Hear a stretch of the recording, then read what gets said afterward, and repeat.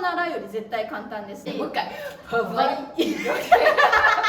ハワイ語は消滅危機言語と言われていて、喋りました。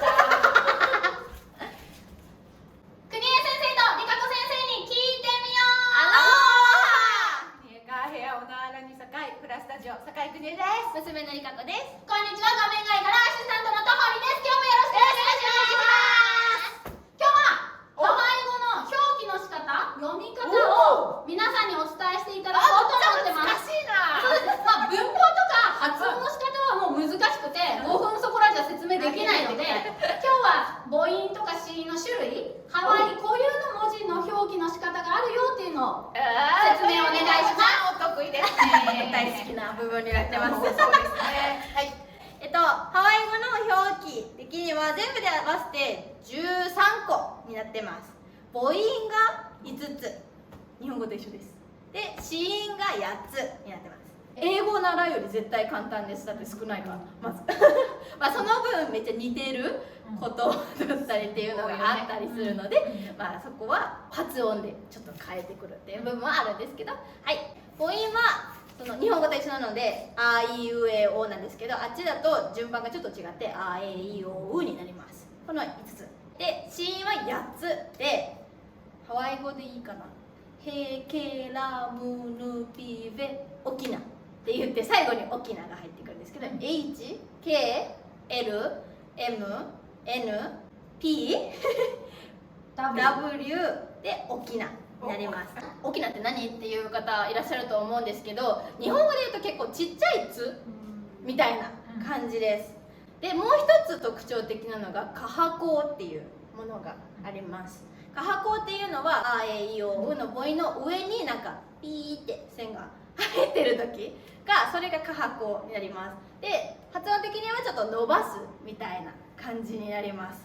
大きながね入ってるのと入ってないのとでは意味が全く変わってきます。はとはとでは全く意味が違う。はだとこう呼吸とか、でもはあっていうとこの前やりましたね。はあはあって謙虚って意味だったと思うんですけど、それのような意味になりますね。謙虚みたいな。はい、すごく低いとかそういう意味。そう沖縄のカハコも含まない単語はローマ字読みをすればいいんですよね。はい。例えば鳥、マヌとおか花、フワ、フラもそうですね。フラは H ですよ皆さん。そうそう。英語じゃない。H で。書くの？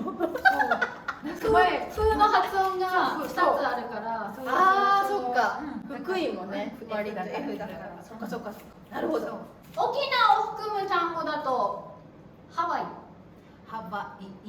そうそう。ハワイって言って、ハワイ。H。もう一回。ハワイ。そう、でもね、ハワイも OK だし、ハワイも OK だしっていう、いろいろその本当にハワイ語をずっと喋ってる人でも言い方が違う、ちょっと難しいものではあるんですけど、ハワイではないです。カハコを含む言葉、ワイキキ。ワイキキ。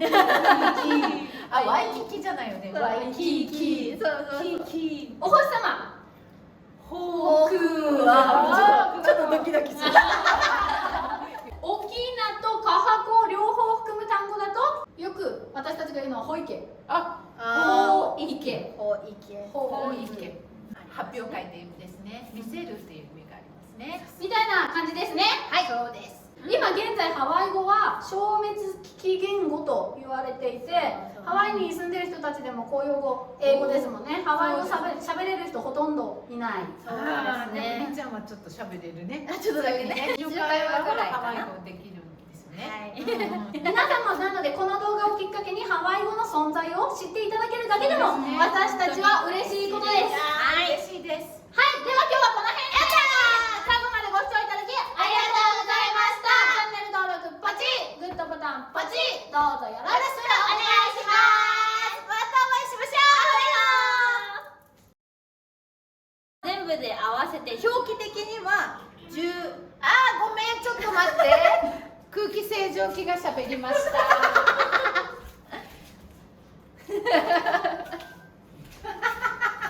変えちゃゃん先生がね。かいちゃん先生が寂しいので空気清浄機を喋るように設定したらしいです。電気を消すとおやすみなさいって言ってくれるんやって。